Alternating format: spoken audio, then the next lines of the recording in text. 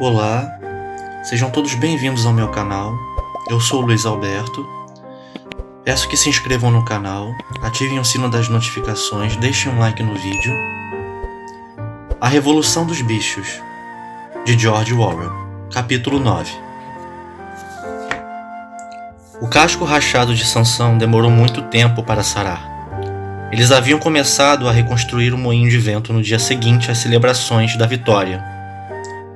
Sansão se recusou a tirar um único dia de folga, que fosse e, por honra, fez questão de que nenhum bicho visse que ele tinha dor.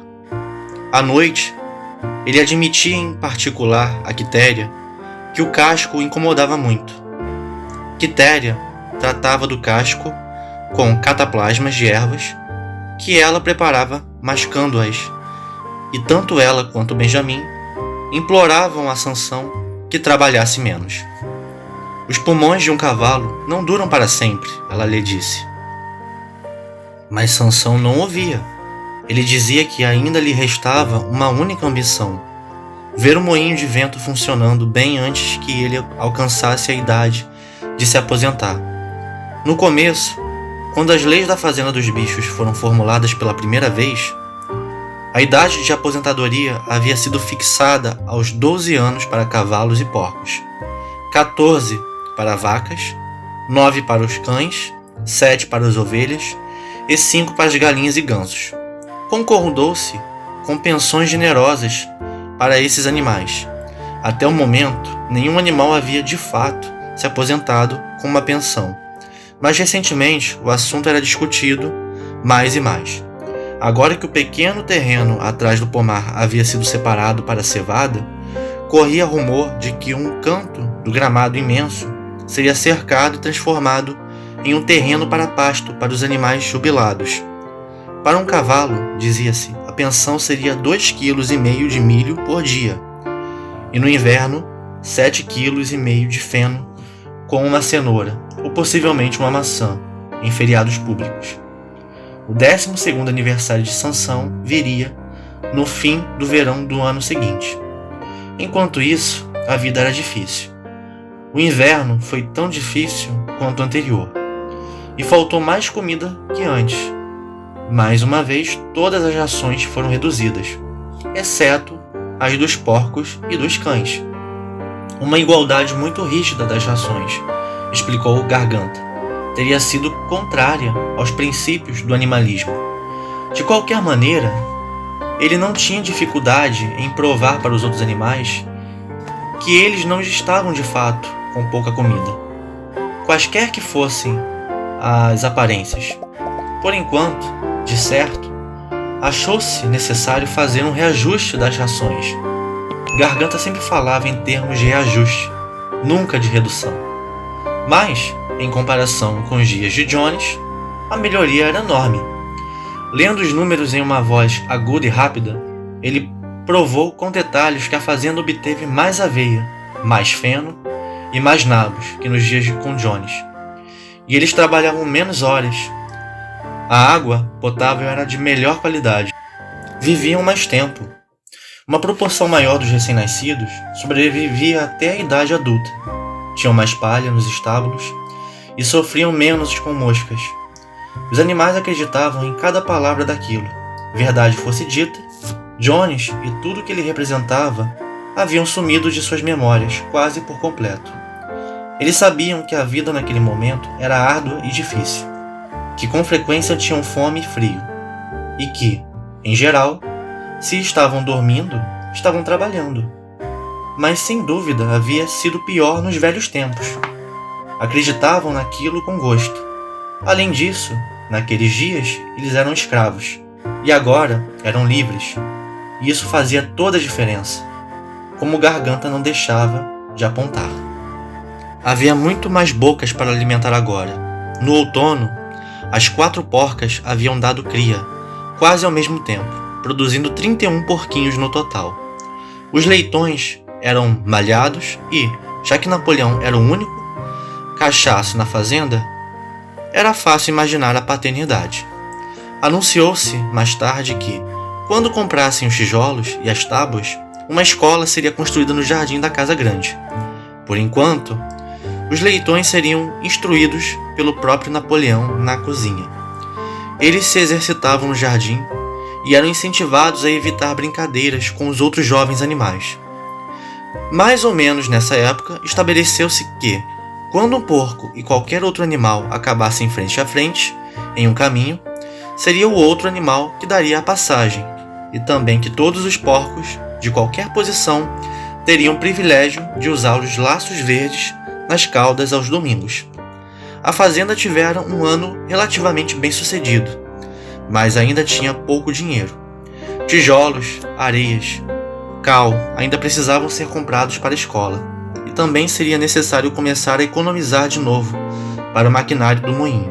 Além disso, precisavam do querosene para as lamparinas e das velas para a casa, açúcar para a própria mesa de Napoleão.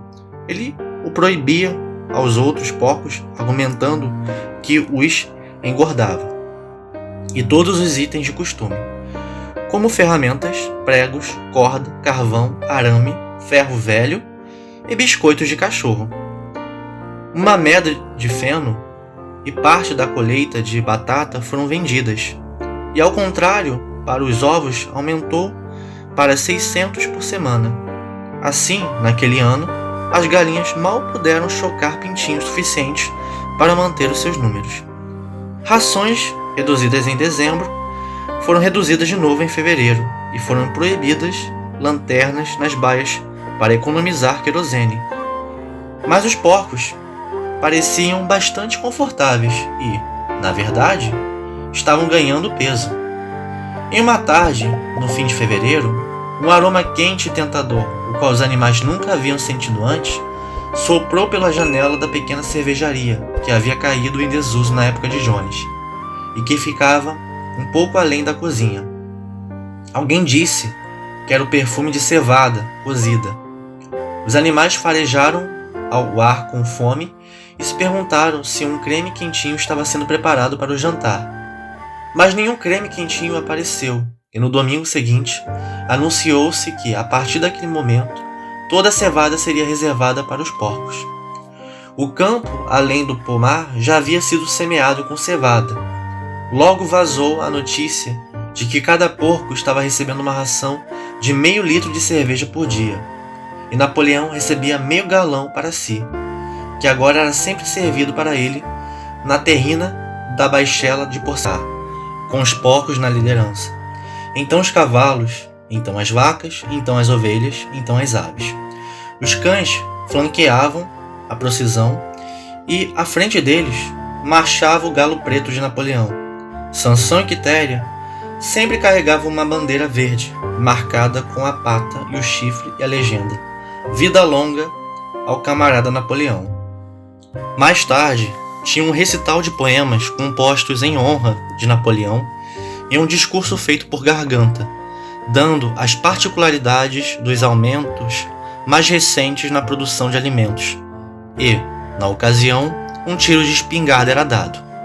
As ovelhas eram as maiores devotadas da demonstração espontânea, e se alguém se queixasse, como alguns poucos animais faziam, quando não havia porcos ou cães por certo, que perdiam muito tempo naquilo e que ficavam muito tempo parados no frio, as ovelhas certamente os silenciariam com um balido tremendo de 4 pernas bom, 2 pernas ruim. Mas, no geral, os animais apreciavam essas celebrações. Eles achavam reconfortante a lembrança de que, no fim das contas, era verdadeiramente seus próprios mestres e que o trabalho que faziam era para benefício próprio. Assim, com as canções, as procissões, as listas de números de Garganta, o ribombar da espingarda, o cocoricó do galo e o drapejar da bandeira, eles conseguiam esquecer que as barrigas estavam vazias, ao menos por uma parte do tempo. Em abril, a Fazenda dos Bichos foi proclamada uma república e se tornou necessário eleger um presidente. Havia apenas um candidato, Napoleão, que foi eleito de forma unânime. No mesmo dia, divulgou-se a descoberta de documentos novos que revelavam mais detalhes da cumplicidade de Bola de Neve com Jones. Agora parecia que Bola de Neve não havia, como os animais haviam imaginado antes, apenas tentado perder a batalha do estábulo, como um estratagema, mas estiveram lutando ao lado de Jones abertamente. Na verdade, foi ele quem, de fato, fora o líder das forças humanas e havia atacado em batalhas com as palavras "Vida longa humanidade" em seus lábios. As feridas nas costas de Bola de Neve, de que alguns poucos animais ainda se lembravam, haviam sido infligidas pelos dentes de Napoleão. No meio do verão, Moisés, o corvo, reaparecera de repente na fazenda, depois de uma ausência de muitos anos. Ele estava muito parecido, ainda não trabalhava em nada e contava a mesma ladainha de sempre a respeito da montanha do açúcar. Ele se empoleirava em um toco de árvore, batia as asas pretas e falava por horas, sem fim, a qualquer um que o ouvisse. Lá em cima, camaradas, ele dizia com solenidade, apontando para o céu com um bico imenso.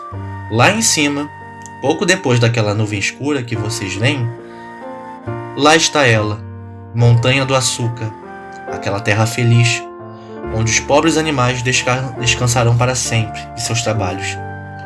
Ele até mesmo afirmava ter estado lá em alguns de seus voos mais altos e ter visto os campos perpétuos de trevo, os bolos de linhaça e os torrões de açúcar crescendo em arbustos. Muitos dos animais acreditavam nele.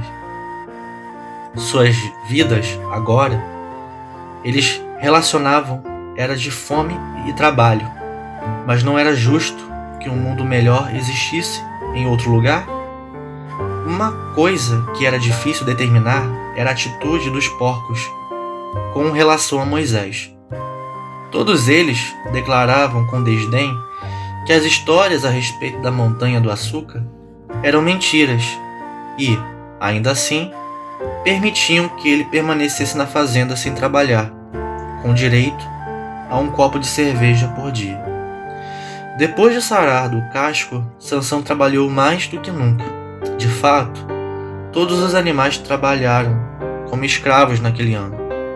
Além do trabalho comum na fazenda e da reconstrução do moinho de vento, houve a casinha para os leitões, iniciada em março. Às vezes era difícil suportar as muitas horas com a comida insuficiente, mas Sansão nunca fraquejava. Nada que ele dizia ou fazia mostrava qualquer sinal de que sua força não era o que parecia. Era apenas a sua aparência que estava um pouco alterada. Seu pelo estava menos brilhante do que de costume, e suas grandes ancas pareciam ter murchado. Os outros diziam: Sansão vai se recuperar quando a grama de primavera chegar. Mas veio a primavera e Sansão não ganhou peso. Às vezes, na colina que dava para o topo da pedreira, quando ele forçava os músculos contra o peso de alguma pedra imensa, parecia que nada o mantinha em pé, exceto a vontade de continuar. Em momentos assim, parecia que seus lábios formavam as palavras "Eu vou trabalhar mais". Porém, ele não tinha mais voz. Mais uma vez, Quitéria e Benjamim o alertaram para cuidar da saúde, mas Sansão não prestou atenção. Seu 12º aniversário se aproximava.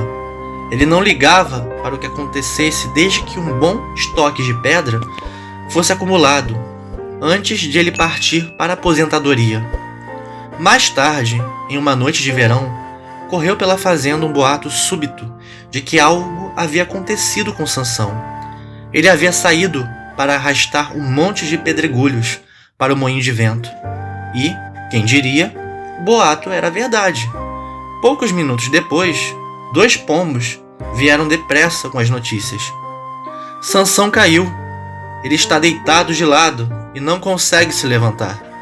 Cerca de metade dos animais da fazenda se apressou para a pequena colina onde o moinho de vento estava. Lá estava Sansão, entre os eixos da carroça, o pescoço estendido, incapaz de sequer levantar a cabeça. Seus olhos estavam vidrados, seu rosto molhado de suor. Um filete fino de sangue corria de sua boca. Quitéria caiu de joelhos ao lado dele. "Sansão!" ela gritou. Você está bem? É meu pulmão, disse Sansão com voz fraca. Não importa. Acho que vocês vão conseguir um moinho de vento sem mim. Há uma boa pilha de pedras acumuladas. Eu tinha só mais um mês de trabalho. De qualquer forma, para dizer a verdade, eu estava ansiando por minha aposentadoria. E, como Benjamin estava envelhecendo também, talvez eles o deixem se aposentar para me fazer companhia. Precisamos conseguir ajuda de imediato, disse Quitéria. Corram e contem à garganta o que houve. De imediato, todos os animais correram de volta para a casa grande para dar a notícia à garganta. Ficaram para trás apenas Quitéria e Benjamin, que se deitou ao lado de Sansão. E sem falar nada, manteve as moscas longe dele, com a sua cauda longa. Cerca de 15 minutos depois, Garganta apareceu, cheio de simpatia e preocupação. Ele disse que o camarada Napoleão estava abaladíssimo com a informação da infelicidade de um dos trabalhadores mais leais da fazenda e já estava tomando providências para enviar Sansão para tratamento no hospital de Wellington. Os animais se sentiram um pouco inseguros com isso, exceto por Mimosa e Bola de Neve. Nenhum outro animal deixara a fazenda e os bichos não gostavam de pensar em seu camarada adoecido nas mãos de seres humanos. No entanto, Garganta os convenceu com facilidade de que o cirurgião veterinário em Wellington poderia tratar o caso de Sansão de forma mais qualificada do que aquilo que poderia ser feito na fazenda. Cerca de meia hora depois, quando havia se recuperado de leve, Sansão ficou em pé com dificuldade e conseguiu mancar de volta para sua baia, onde Quitéria e Benjamin haviam preparado um bom leito de palha para ele. Nos 2 dias seguintes, Sansão permaneceu em sua baia. Os porcos haviam enviado uma garrafa grande de um medicamento cor-de-rosa, que encontraram no armarinho de remédios do banheiro. E Quitéria o administrava a Sansão 2 vezes por dia depois das refeições. À noite, ela se deitava em sua baia e falava com ele, enquanto Benjamin afastava as moscas dele. Sansão professava que sentia remorso pelo que acontecera. Se ele se recuperasse bem, poderia viver mais 3 anos, e ansiava pelos dias pacíficos que passaria no canto do grande pasto. Seria a primeira vez que teria tempo livre para estudar e afiar sua mente. Ele pretendia, dissera, devotar o resto de sua vida a aprender as 22 letras restantes do alfabeto. No entanto, Benjamin e Quitéria só podiam ficar com Sansão depois da jornada de trabalho. E foi durante o dia que o carroção veio buscá-lo. Os animais todos estavam no trabalho, colhendo nabos sob a supervisão de um porco, e ficaram surpresos quando viram Benjamin surgir galopando na direção das casas da granja, bramando com toda a sua voz. Foi a primeira vez que viram Benjamin cheio de energia. De fato, era a primeira vez que alguém via Benjamin galopar. Rápido, rápido, ele gritou. Venham agora, estão levando Sansão. Sem esperar por ordens do porco, os animais pararam as atividades e correram de volta para as construções da fazenda. Dito e feito, no pátio havia um grande carroção fechado, puxado por 2 cavalos, com letras na lateral, e um homem com ar astuto e traiçoeiro de chapéu coco, com a aba baixa, sentado na boleia. E a baia de Sansão estava vazia. Os animais se juntaram ao redor do carroção. Adeus, Sansão, disseram em coro. Até logo. Tolos, tolos, gritou Benjamin, saltando ao redor deles e pisoteando o chão com seus cascos pequenos. Tolos, não estão vendo o que está escrito na lateral do carroção? Isso fez os animais pararem e um burburinho subiu. Maricota começou a soletrar as palavras, mas Benjamin a empurrou para o lado e no meio de um silêncio terrível leu: Alfred Simmons, abatedouro de cavalos e fabricante de cola, Wellington. Peles e farinhas de ossos fornecemos para canis. Vocês não entendem o que isso quer dizer? Estão mandando Sansão para o matadouro, Um grito de horror explodiu de todos os animais. Neste momento, o homem no carroção açoitou os cavalos e o carroção saiu do quintal com um trote rápido. Todos os animais seguiram, gritando com toda a voz. Quitéria abriu caminho para a frente.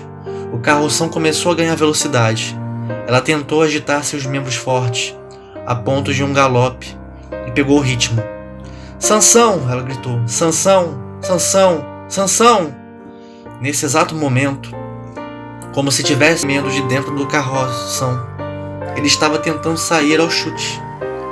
Foi-se o tempo em que alguns chutes do casco de Sansão teriam derrubado um veículo em pedacinhos.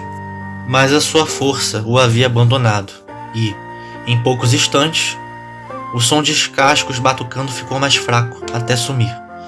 Em desespero, os animais começaram a apelar para os 2 cavalos que carregavam o carroção a parar. Camaradas! Camaradas! Eles gritaram. Não levem seu próprio irmão para a morte. Mas os burros imbecis, ignorantes demais para se dar conta do que acontecia, mal moveram as orelhas e aceleraram o passo. O rosto de Sansão não reapareceu na janela. Alguém pensou em correr na frente e fechar a porteira de 5 barras. Mas era tarde demais. O carroção passava rápido por ela e desaparecia pela estrada. Sansão nunca mais foi visto. 3 dias depois, anunciou-se que ele havia falecido no hospital de Wellington, apesar de receber toda a atenção que um cavalo poderia receber. Garganta veio anunciar as notícias aos outros. Ele estivera, disse, presente nas últimas horas de Sansão. Foi a coisa mais comovente que já vi, disse Garganta, erguendo a pata e secando uma lágrima. Eu estava no seu leito de morte até o fim. E, no momento final, quase fraco demais para falar, ele sussurrou ao pé do meu ouvido que seu único arrependimento era morrer sem ver o moinho de vento pronto. Em frente, camaradas, ele sussurrou para mim. Em frente e em nome da rebelião. Vida longa à fazenda dos bichos. Vida longa ao camarada Napoleão. Napoleão está sempre certo. Essas foram as suas últimas palavras, camaradas. Nesse ponto, a postura de Garganta mudou de súbito. Ele ficou em silêncio por um instante e seus olhinhos dispararam miradas suspeitas de um lado a outro antes de prosseguir. Chegou a ele a informação, ele disse, de que um rumor tolo e cruel havia circulado na época da internação de Sansão. Alguns dos animais haviam notado que no carroção que levou Sansão estava escrito abatedouro de cavalos e chegaram à conclusão de que Sansão estava sendo levado para o matadouro. Era quase inacreditável. Garganta disse que qualquer animal pudesse ser tão idiota. Com certeza, ele gritou com indignação, balançando a cauda e saltando de um lado para o outro. Com certeza eles conheciam seu amado líder camarada Napoleão, o suficiente para não pensar isso. Mas a explicação era, na verdade, muito simples. O carroção fora anteriormente propriedade do matadouro e havia sido comprado pelo cirurgião veterinário, que ainda não havia pintado por cima do nome antigo. Foi assim que a confusão surgiu. Os animais se sentiram imensamente aliviados ao ouvirem isso.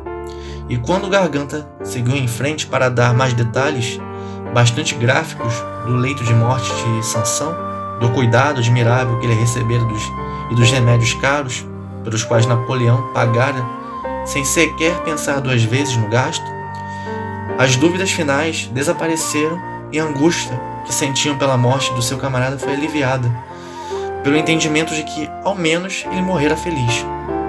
O próprio Napoleão apareceu na reunião da manhã de domingo seguinte e fez uma oração breve em honra de Sansão. Não fora possível, ele disse, trazer de volta os restos de seu pobre camarada para serem enterrados na fazenda, mas ele ordenara que se fizesse uma grande coroa com os louros do jardim da casa grande e que fosse colocada no túmulo de Sansão. E alguns dias depois, os porcos planejavam fazer um banquete em memória de Sansão. Napoleão terminou seu discurso com uma lembrança das 2 máximas favoritas de Sansão. Vou trabalhar mais, e camarada Napoleão está sempre certo. Eram máximas, ele disse, que todos os animais deveriam adotar como suas próprias. No dia planejado para o banquete, a carroça de um mercador subiu de Wellington e entregou uma grande caixa de madeira na casa grande. Naquela noite, veio o som de cantos altos, que foi seguido do que parecia ser uma briga violenta, e terminou cerca de 11 da noite com o som de uma tremenda quebra de vidro.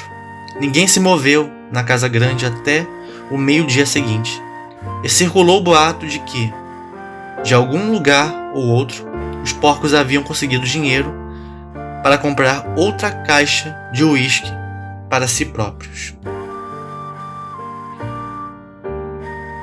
Eu agradeço quem me acompanhou até aqui. Não esqueçam de deixar um like no vídeo, deixem seu comentário e até o próximo capítulo. Tchau!